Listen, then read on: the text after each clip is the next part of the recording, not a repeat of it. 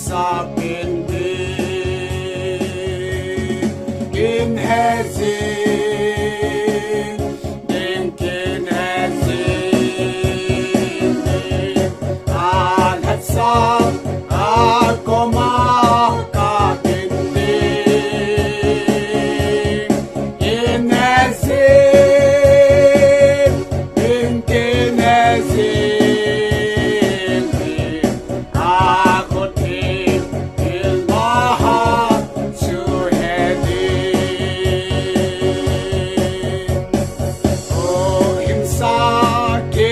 kipah-a pakai mai kamu tengle Lungset'a Amit vahhoi kamu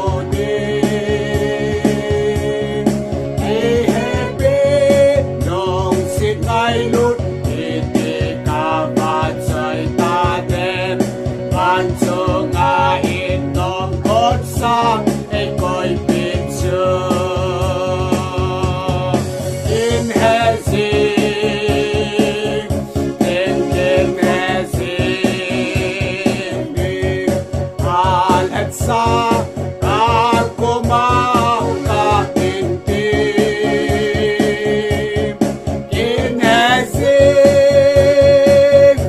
in kin hejeng Akhut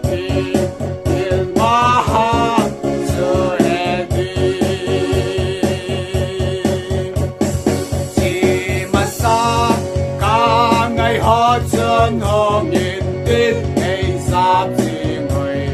kadin nào luipang'a không tin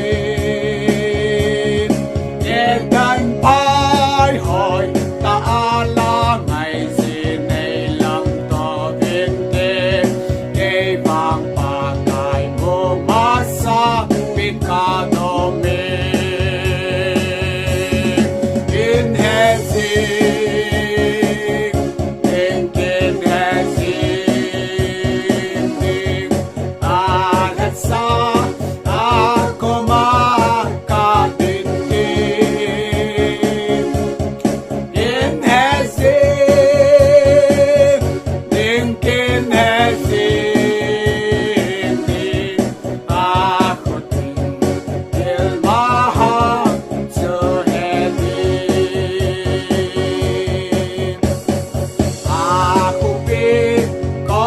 hỏi xa chân con bằng lý ấy siêu peh-a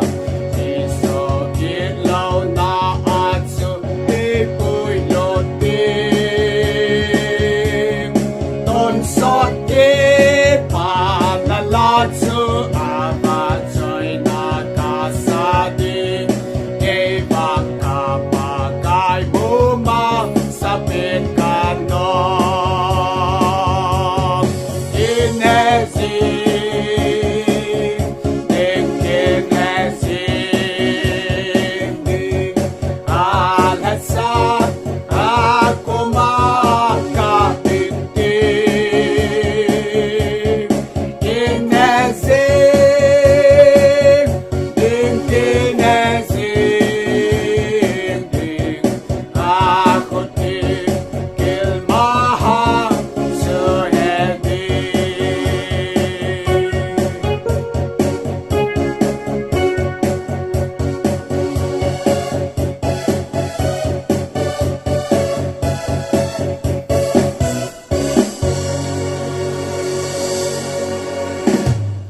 Amen loupi na pakai chang tahan lang chule alabu chung chu vele chun FJ cross B kitiding ahin asimpa he ama he apena kuna mitso ahin akipana anapun ihon ikitil khaw nau chu